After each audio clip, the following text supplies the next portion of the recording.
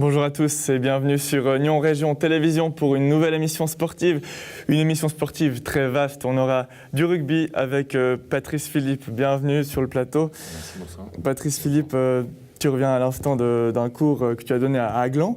Le rugby est en pleine expansion sur la côte. Il y a beaucoup d'opérations que tu fais actuellement dans la région. Oui, ça bouge énormément avec la création aussi de l'école de rugby sur Terre Sainte et puis les animations qui sont mises en place jusqu'au mois de juin. Et là, nous rentrons aussi dans les beaux jours où beaucoup d'initiations sont effectuées dans les écoles sur Nyon et sur Gland. Et donc, actuellement, c'est ce que je suis en train de faire. Donc, je suis encore en tenue sportive. Et on en reparlera par la suite de l'émission avec notamment un petit reportage. On a aussi également Mathieu Glaire, bienvenue, délégué au sport à Gland. La première édition de la Gland Spring Run s'est déroulée ce week-end, c'était dimanche. En quelques mots, l'organisation, tout s'est très bien passé. Écoutez, extraordinaire, on a eu le soleil, on a eu les participants, donc on est très très contents pour cette première édition. Et on approfondira un petit peu le sujet ensuite d'émission. Mais on commence avec Michel Ruffieux, bienvenue. Tu es membre du comité d'organisation de la Jura Hike and Fly. C'est une course d'une discipline un peu particulière. Est-ce qu'on peut en savoir un peu plus sur cette discipline qui allie parapente et course ? Tout à fait, c'est un peu le rêve d'Icare allié avec la rando ou la course à pied. C'est une discipline qui conjugue les deux, donc la marche, la course à pied avec le vol libre. Et c'est rendu possible en grande partie grâce à l'allègement du matériel parapente qu'on a vécu ces dernières années. Et voilà, il se trouve que c'est une course qui permet aux concurrents d'aller chercher des balises sur un terrain déterminé, soit en vol ou à la course ou à la marche. Et qu'est-ce qui fait un bon hike and flyer ? Le bon hike and flyer, c'est un parapentiste qui a quand même une certaine expérience et puis qui a un certain sens d'orientation aussi et qui aime se balader, qui aime non seulement voler mais aussi crapahuter par monts et par vaux. Et puis est-ce que si moi j'ai envie de me mettre au hike and fly, est-ce que je peux faire ça rapidement ? Comment est-ce que ça se passe ? Alors en Suisse, il te faudra faire d'abord un brevet de parapentiste qui demande une 50aine de vols, un examen théorique, puis un examen pratique après ces vols. Et après, une condition physique de base pour pouvoir le faire. D'ailleurs, la Jura Hike and Fly, notre course se veut absolument accessible à tout le monde et avant tout conviviale. Alors justement, quel est le principe de la course ? Ça se déroule sur 3 jours, on a des parcours à faire et puis il faut aller chercher des balises pour arriver à certains endroits en un certain temps. Exactement. Alors il y a différentes formules dans les courses de Hike and Fly. Certaines courses se déroulent dans les Alpes et vont se dérouler sur plusieurs jours en autonomie. Justement, et puis, on voit des images, alors c'est tes vols qui se sont déroulés un petit peu partout. Voilà, j'ai envoyé ce que je pouvais comme lien. Par contre, ça se déroule justement un peu partout. On en fait tantôt sur le plateau ou dans le Jura, tantôt dans les Alpes. Et notre course veut être une course accessible véritablement à tout le monde dans le Jura. Donc elle rassemble tant les compétiteurs chevronnés et confirmés. On a eu des champions du monde qui fréquentent notre course et qui l'utilisent comme entraînement pour des courses beaucoup plus exigeantes comme la X-Alps ou la X-Pyr par exemple. Alors il y a des jeunes, des moins jeunes, des Suisses, des gens qui viennent du monde entier. Absolument. Combien est-ce qu'on a de participants ? Parlez-nous de ces participants. Alors cette année, on a 48 concurrents qui viennent de 8 pays différents. Il y a un Australien, il y a des Français, des Italiens, des Espagnols, des Allemands et des Suisses quand même aussi. Et cette course va nous rassembler le dernier week-end, les week-ends 27, 28 et 29 avril pour un départ depuis le Suchet et nous amènera entre la vallée de Joux et le Chasseral. Donc c'est une discipline sportive, mais c'est aussi une aventure. Et puis on le fait pas pour gagner, mais vraiment pour prendre du plaisir. C'est avant tout une course de plaisir, la convivialité. Ce qui est très intéressant, c'est qu'au lieu de la faire en autonomie, ce qui est le cas de beaucoup de ces courses de hike and fly, en fait, on veut plutôt la faire avec des points de chute le soir pour pouvoir, en quelque sorte, échanger les impressions du jour. Et ça crée beaucoup d'émulation aussi entre participants plus forts, plus expérimentés expérimentés et ceux qui commencent. Je relève quand même que le plus jeune a 17 ans et le plus âgé en a, sauf erreur, 58 ou 60. Donc ça crée une belle palette générationnelle. Alors vous venez de la région de la Côte, et puis voilà, il y a en plan de faire peut-être une fois une course sur la Côte. Vous y réfléchissez? Alors on y réfléchit. Moi, comme pilote de la région lyonnaise, je ne peux que souhaiter cela parce que voilà, on a la chance d'avoir un club de vol libre de la Dôle extrêmement actif en région lyonnaise et qui regroupe beaucoup de pilotes. Et c'est vrai que de manière générale, entre voilà, notre décollage officiel de Saint-Sergue et celui de la Barriette, on décolle aussi de temps en temps de la Dôle, eh bien, on a un massif qui s'étend pratiquement jusqu'à Bellegarde, au-delà du Pays de Gex. Et c'est un massif qu'on pourrait exploiter à l'avenir. Et c'est sûr que si on le fait, par contre, dans le cadre de notre course Jura Hike and Fly, ça demande beaucoup plus d'exigences physiques et ça réduit donc l'accessibilité à la course. Mais on y réfléchit. Mathieu, quand on entend ces mots de parapente, ça te tente, ça te donne envie d'aller voler comme ça? Oui, bien sûr, je pense que c'est assez extraordinaire de voler et je pense que cette course qui allie la course à pied et le vol est assez extraordinaire et c'est quelque chose qui, à mon avis, est en vogue. Patrice, la course à pied, le vol en parapente? La course à pied, oui, le vol en parapente, non, pas pour le moment, non. Enfin, disons qu'auparavant, j'étais fervent de sport extrême, et puis avec l'âge, je commence à avoir un petit peu plus de vertige et des sensations différentes qui ne sont pas très agréables. Donc, c'est pas quelque chose que je pense que je ferai maintenant. J'ai fait du saut élastique, mais parapente, enfin, tous ces sports extrêmes, c'est plus pour moi maintenant, quoi. Michel, c'est quoi les sensations que tu as quand tu es sur un parapente? Quand je suis sous un parapente, c'est une extrême liberté. C'est vraiment une troisième dimension qu'on ressent, donc avec l'aérologie qui est extrêmement vivante. Donc c'est un peu, pour prendre une analogie, c'est un peu finalement comme faire de la plongée ou se baigner. Vous êtes dans du fluide, donc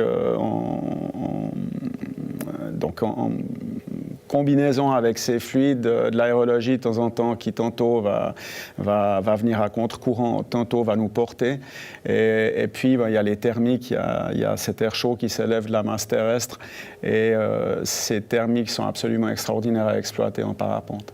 Alors on va revenir sur Terre si vous le voulez bien, avec la course à pied. Et justement, cette première édition de la Gland Spring Run qui a été une grande réussite, vous le disiez, notamment grâce au nombre de participants qui sont venus à cette course gratuite et au beau temps. Voilà, exactement. On a eu une très forte, on a été même surpris par la participation. On tablait sur quand même quelques centaines de mois et on a eu plus de 800 inscrits.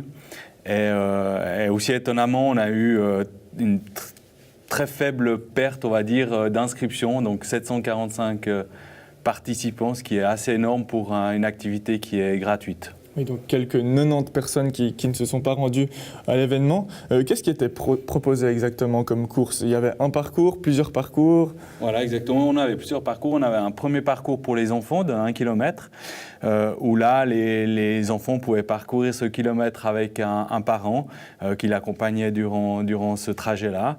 Et après, on a eu des départs de 5 km pour les juniors, les adultes, les seniors et aussi marche et Nordic walking. Quelle est la discipline qui a connu le plus grand succès? Bon, si je regarde les chiffres, moi je suis très content pour les enfants. On a eu plus de 150 enfants qui ont participé à leur petit kilomètre. Donc ça, c'est extraordinaire, quoi. Je pense que c'est la future génération. Donc c'est très bien. Et puis si je regarde les adultes, on a eu 370 inscrits.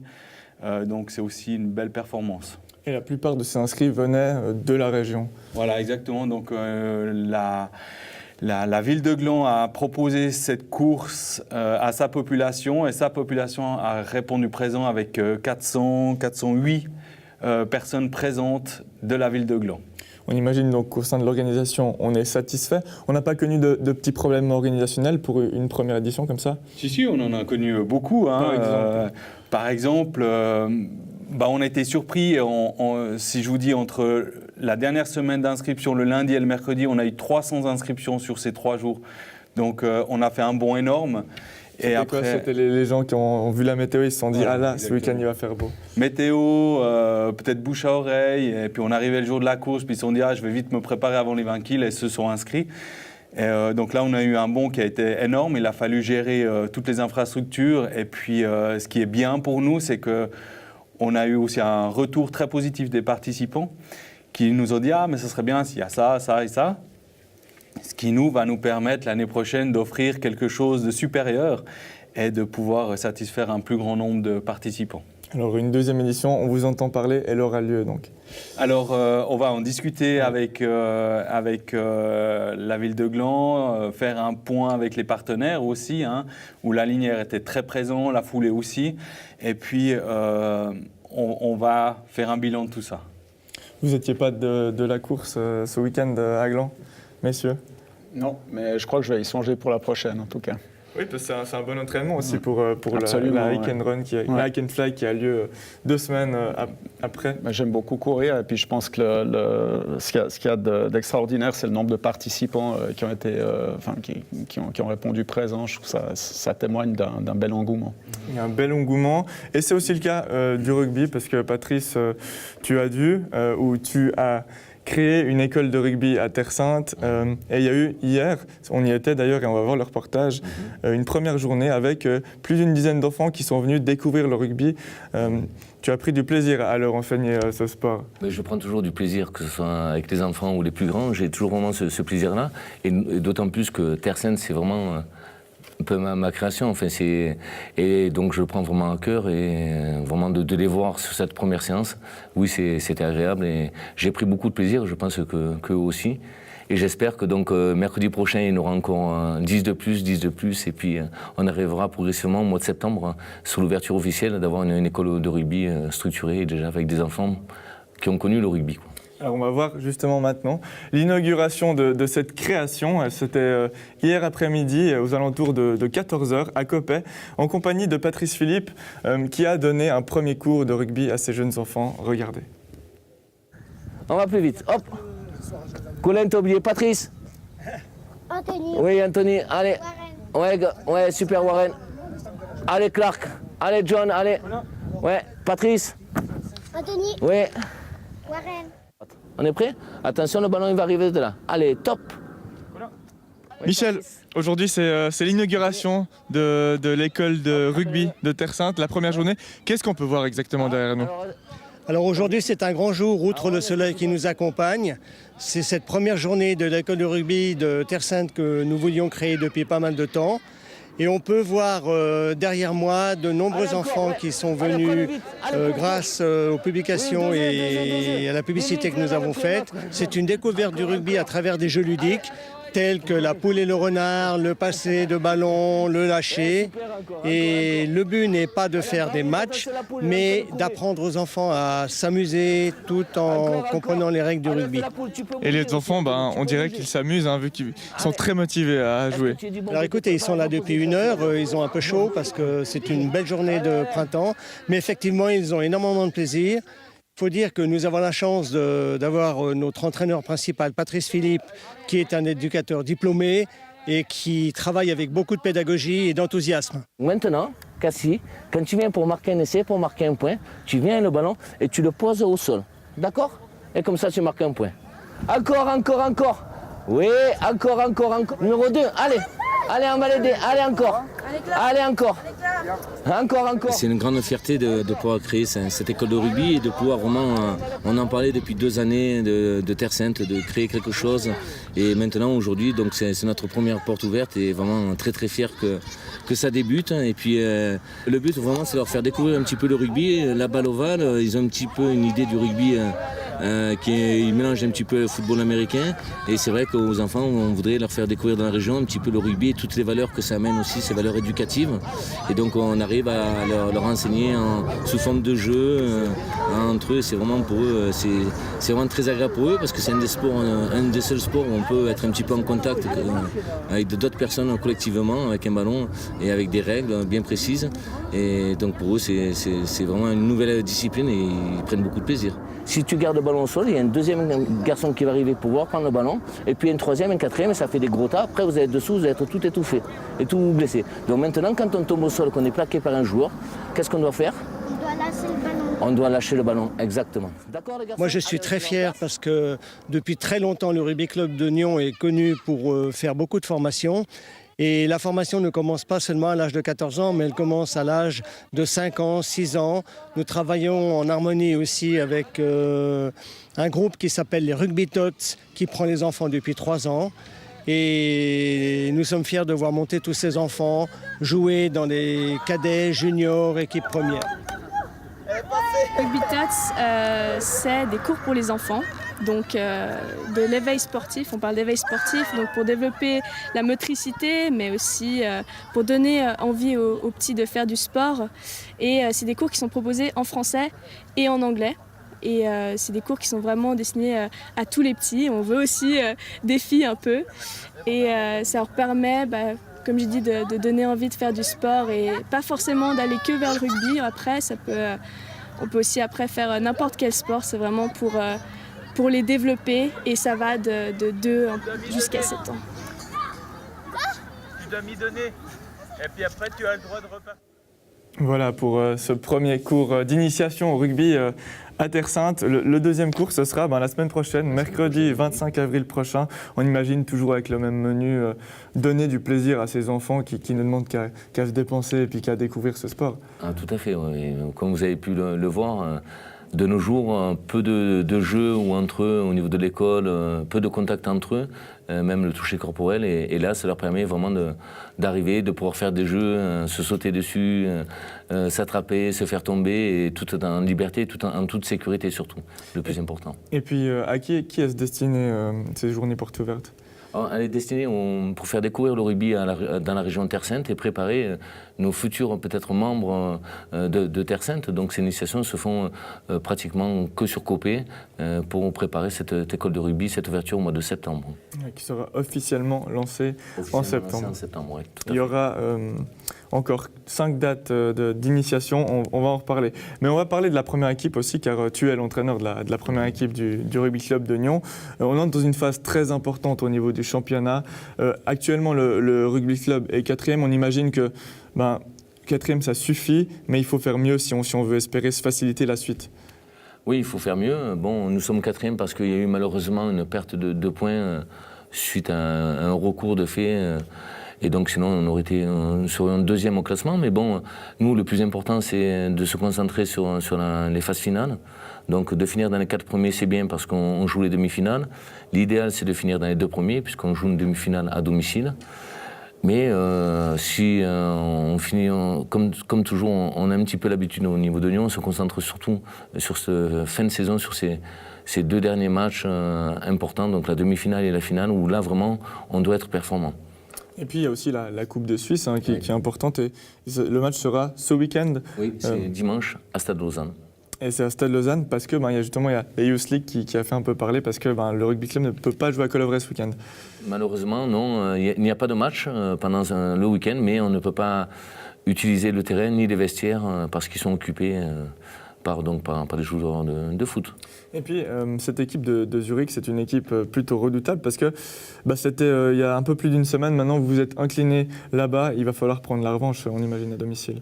Il va falloir prendre la revanche, c'est sûr. Mais comme je vous disais, donc, ce match est important. C'est vrai qu'on aimerait le gagner, mais c'est peut-être pas la période où on est le plus en forme aussi, parce qu'on est dans une période de préparation physique aussi, pour se préparer pour le mois prochain.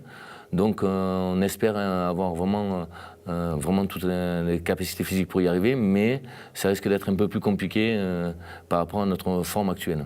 On l'aura compris, donc l'objectif c'est le championnat et on se prépare de manière optimale pour la demi-finale et on l'espère en tout cas la finale qui aura lieu le 10 juin. Ça c'est à domicile, c'est à Nyon. Toutes les finales auront lieu à Nyon. Ce sera une magnifique journée de rugby.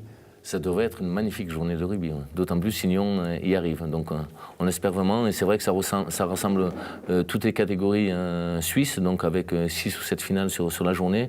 Et en même temps, nous allons essayer aussi d'organiser des animations avec Rugby Tots pour Terre Sainte et pour les écoles de rugby de la Côte, à Gland aussi. Donc essayer de proposer des animations rugby et faire un petit peu une grande fête du rugby, quoi. Eh ben la date est notée, on y sera.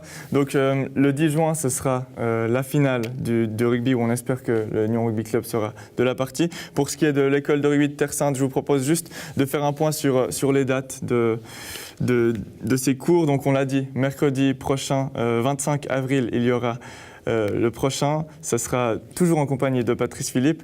Vous pouvez le voir apparaître sur ma gauche, non, c'est sur ma droite, les dates de ces prochains cours, donc jusqu'au mois de juin, encore 5 cours. Merci à tous d'être venus ici sur ce plateau. C'était un plaisir pour moi. Merci. Et quant à nous, on se retrouve la semaine prochaine pour une nouvelle émission sportive. Ciao.